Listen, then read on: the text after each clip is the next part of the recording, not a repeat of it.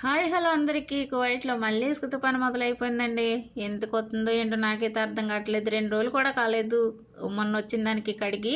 ఇప్పుడు మళ్ళీ అలాగే అవుతుంది. ఎందుకంటే మళ్ళీ అదే లొకేషన్ చూపుతున్నాను అనుకోకండి. నేను ఆల్రెడీ ఒక వీడియో పెట్టాను. 4 రోజులు అవుతుంది నేను వీడియో పెట్టి. కాకపోతే ఇది మళ్ళీ ఫిబ్రవరి 14 తీసిన వీడియో, ఇది కొత్తది.